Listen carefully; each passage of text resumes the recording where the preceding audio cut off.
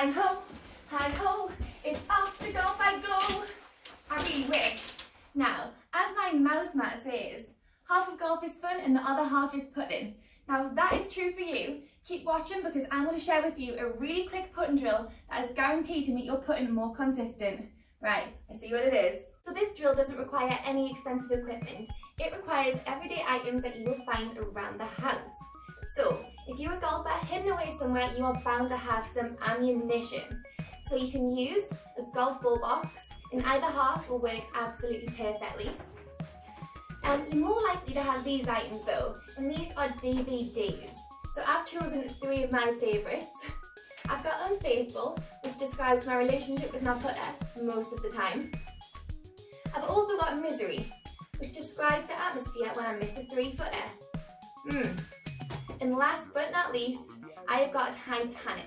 Now I'm going to use this DVD because I'm hoping it's going to help me sink a few more putts. See what I did there? Shameful. Right, whichever you've decided to pick, the DVD or the box, we can really get a lot of feedback from this. So, I'm going to put my DVD on the floor, and I'm going to just step up to it and put a normal putting action.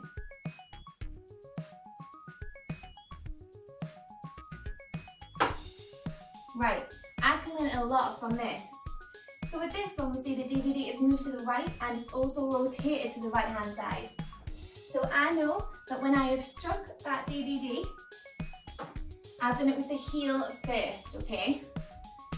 Let's give it another go. So I've added that side spin. Let's try again.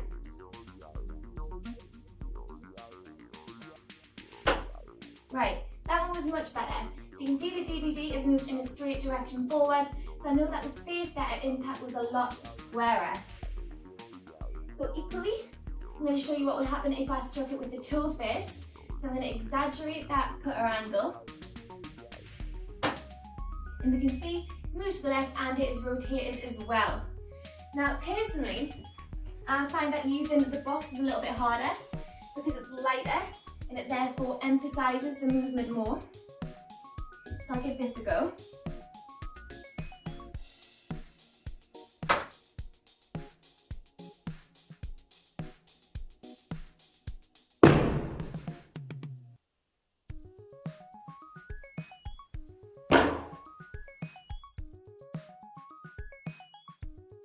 That's moved pretty straight. Again, I'll show you one where I strike it with the heel first.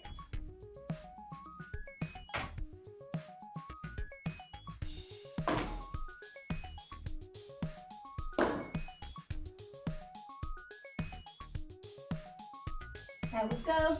And of course, the toe.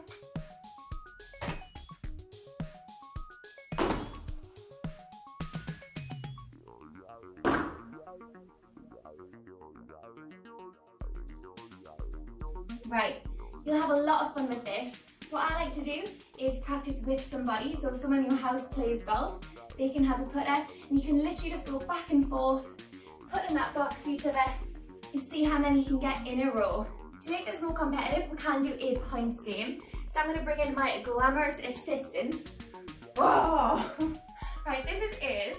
And as you can see, when he sits naturally on the floor, his legs are quite a wide sort of target area. I've got about this much to work with. So I'm going to get my putter.